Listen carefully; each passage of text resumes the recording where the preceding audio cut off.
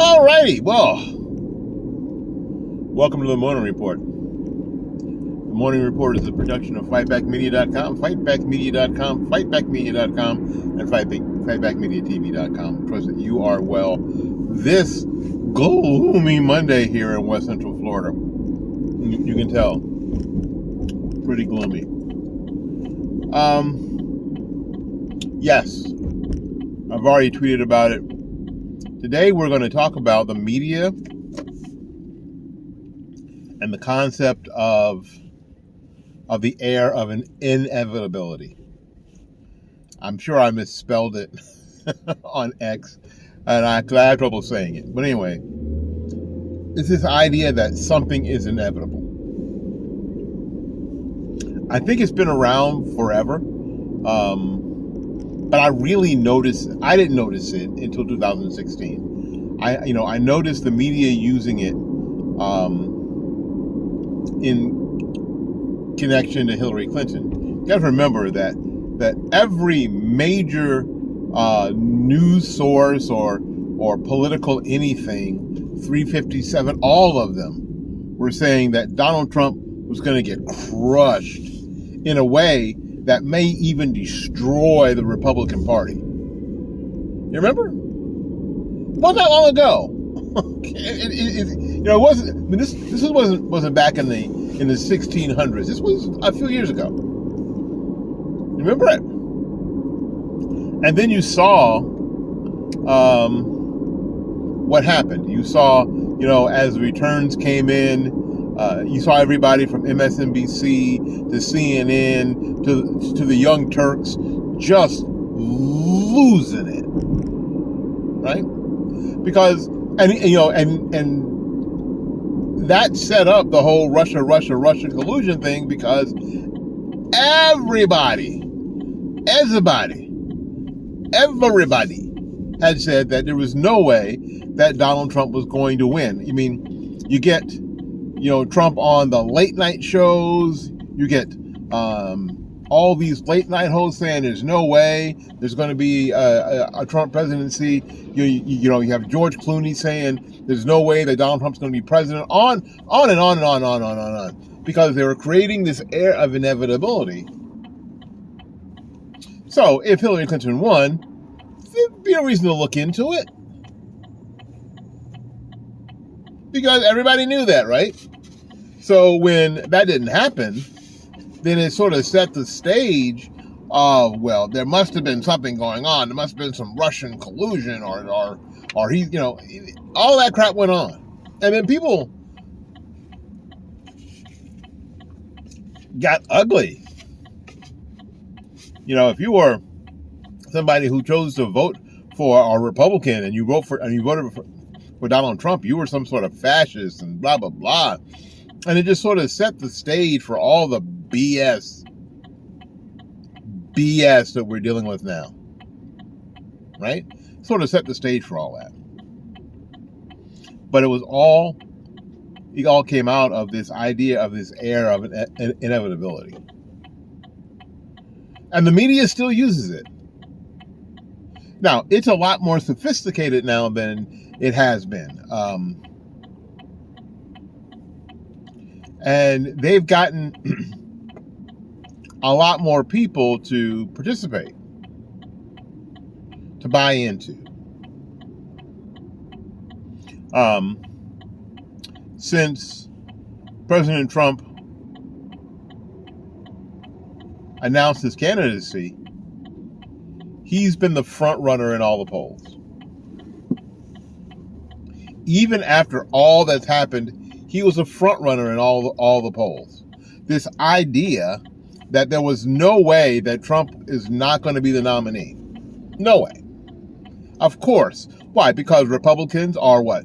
Racist. Republicans are fascist. Republicans are misogynistic. Republicans are xenophobes. The Republicans are Islamophobes. They're transphobes, just like their leader, Trump. So the air of inevitability is like, well, there's no way that Trump's not going to be the nominee. It doesn't matter who else runs.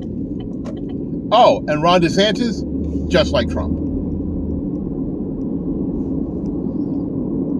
But Trump's going to be the nominee.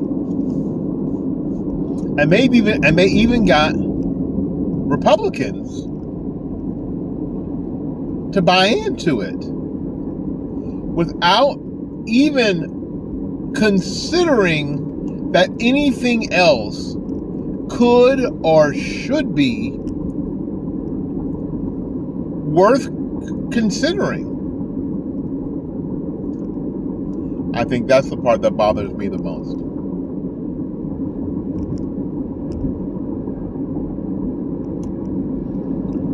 And yesterday, because it's it's early afternoon Monday, because you already know that Florida Governor Ron DeSantis is going to be just that. Florida Governor Ron DeSantis. He has suspended his campaign, so he has gotten out.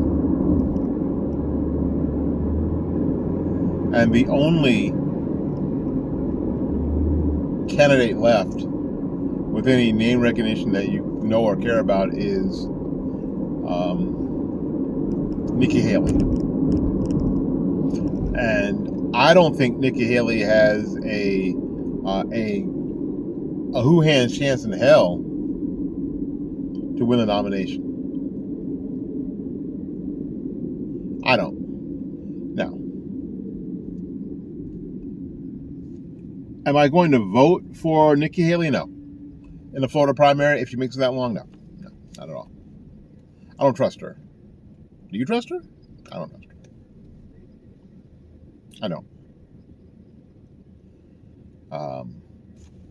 And having said all this, and I got some more, and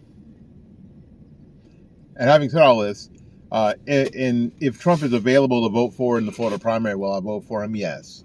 If Trump is available to vote for in the general election in November, will I vote for him? Yes. Barring anything else from happening that we can't already foresee, no, I don't foresee that I won't vote for Trump. I cannot imagine that there'd be a Democrat at this point, regardless of what happens, that I would choose over Trump. Just want to get that out there before all the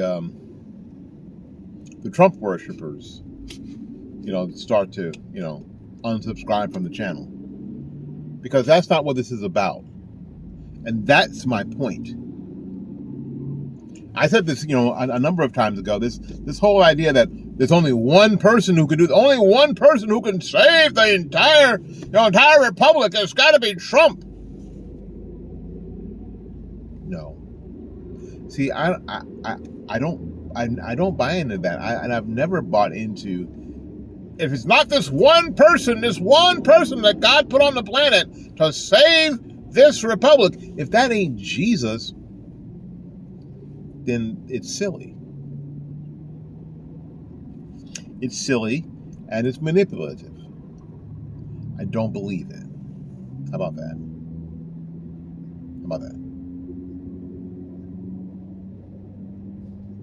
So what I actually believe is this.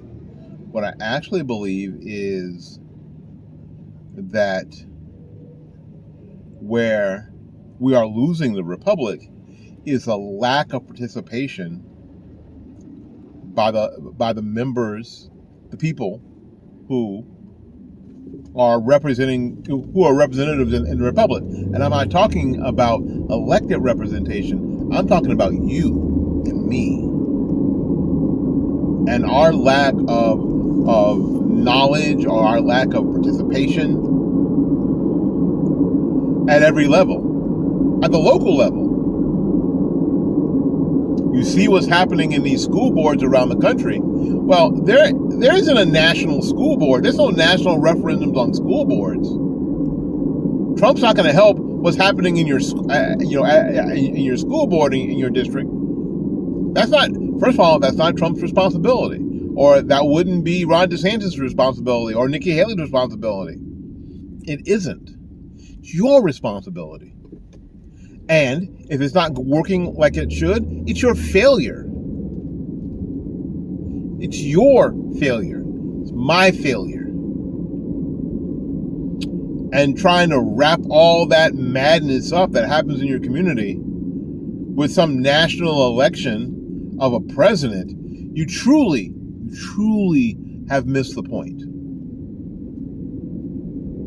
Truly. Because you've been led around by media. You've been led around by the political class. You've been led around by the consultant class. We can have the kind of country we want if we can take part of what's happening around us. You can't, I said this, golly, a long time ago. Near the end of the Tea Party movement in America, you remember. I heard people, I went to a lot of Tea Party gatherings, I spoke at a number of them, and what I heard is, we're going to take back our country. You can't take back your country if you can't even control your own community. Take back your country? How? How are you planning on doing that? When you can't control your own community. A number of us can't even control what's happening in our own living rooms. Can't even control our own children. You pay for your kids to go off to, enormous state university, and they come back at Thanksgiving, their freshman year, after being away from you for 6 weeks, and tell you what a terrible person you are. And what a terrible family life they've had. And they've had so much trauma and blah, blah, blah, blah, blah, blah, blah. They've been away from you for 6 damn weeks. You can't even control what happens at your own dinner table. We're going to take back our country. Let's elect Trump. He'll do it. Again, we're taking everything that we're responsible for and we're putting it somewhere else. So we don't have to be responsible for it. When Barack Obama was president, I heard everything in the world got blamed on Barack Obama. If it rained, thanks Obama. I mean, it became a meme. If it was dry and it didn't rain, thanks Obama. I got caught in traffic, thanks Obama. You know what I'm saying? It got to the point where it was a meme. It was ridiculous. When a lot of these things were happening in communities that people did have the ability to have a voice in, and they weren't doing it, it was just easier to blame it on Barack Obama.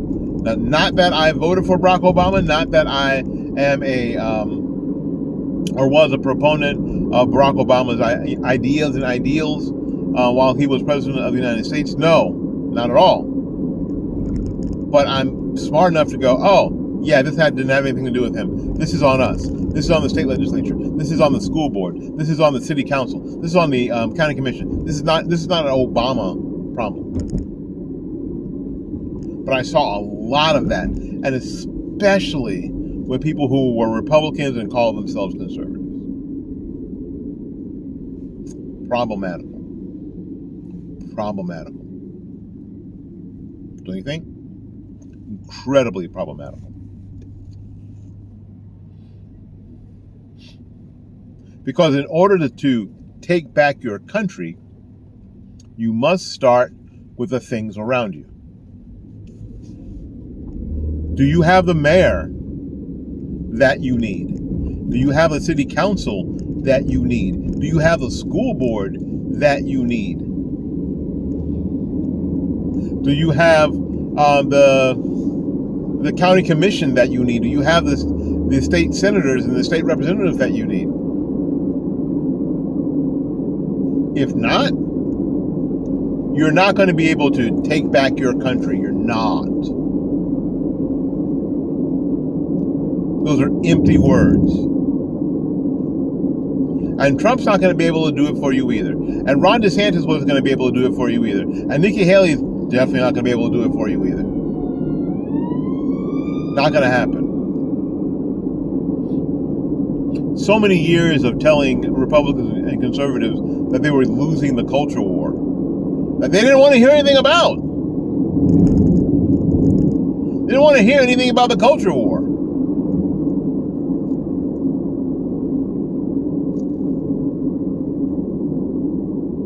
that they were losing it, that it was going on, and they were getting their brains kicked in, and they didn't even realize it.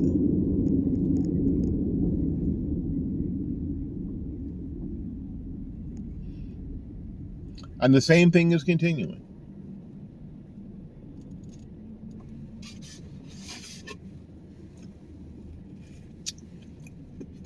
It is a shame, because so many people now who are Republicans and consider themselves conservatives and patriots are now happy that the traitor to Trump, who was one of the few governors during COVID,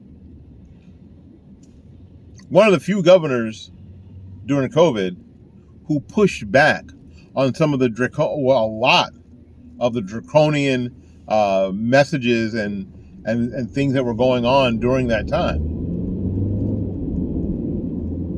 who kept Florida open.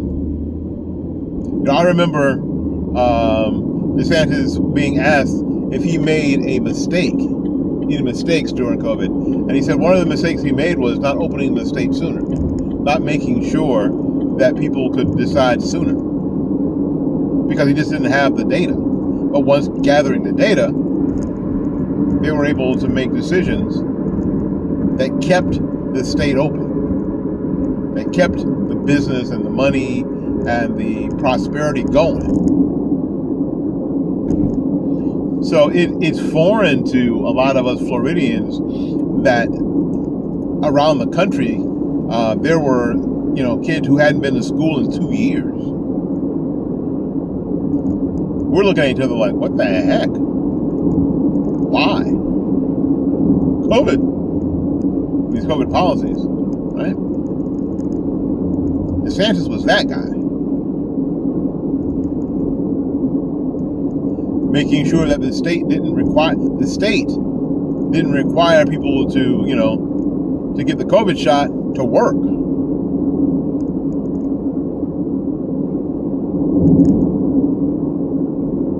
All the time while allowing local governments to make decisions for themselves. And they did. Delicate, interesting, but needed balance.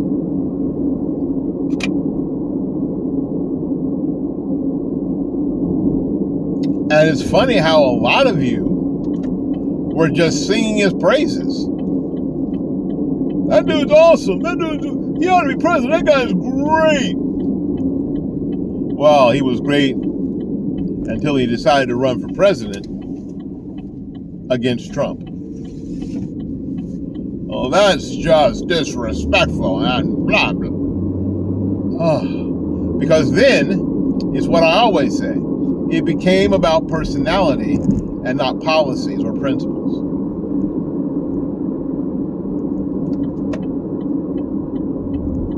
That's what it became about. This idea that Trump never got his first term. No, Trump never got a first term that he was left alone. No. Because after what I said happened before, after all that Russia, and blah, blah, blah, blah, blah, yeah, they were coming after Trump when he came down the escalator. Yes. I mean, when you impeach a guy after he's no longer president, holy crap. What kind of madness is that? Absolute madness. TDS to an incredible amount, right? I got it. And as time goes on, we find out what we already knew. It's lie after lie and deception after deception, all for political gain. Yeah.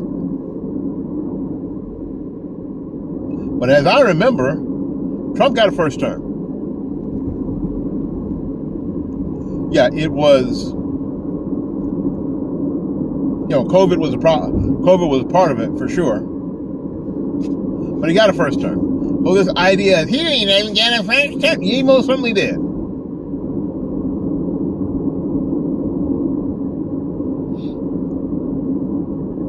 I understand. If he fires Fauci, all hell breaks loose. I get it. Should have fired Fauci. And Dr. Burks.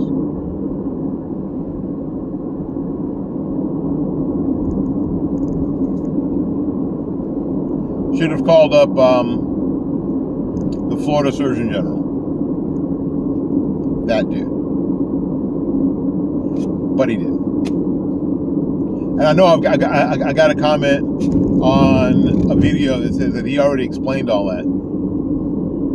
Okay, it still happened.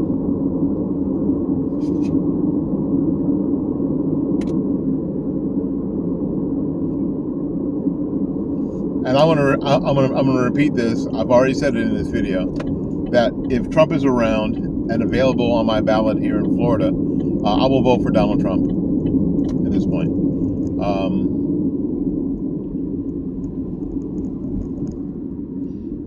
And if he's available in the general election, I'll vote for Trump again.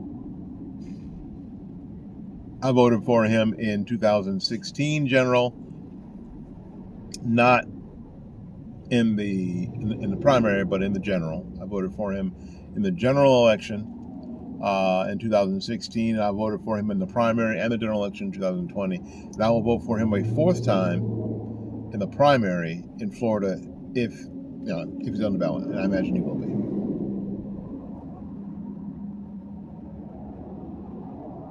Yes. No doubt.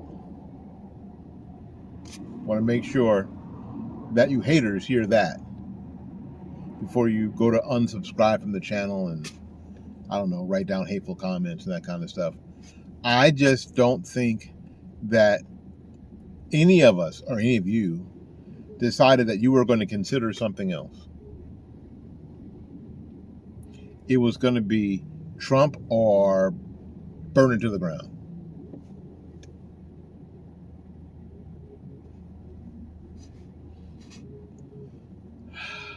I think you might have gotten your wish.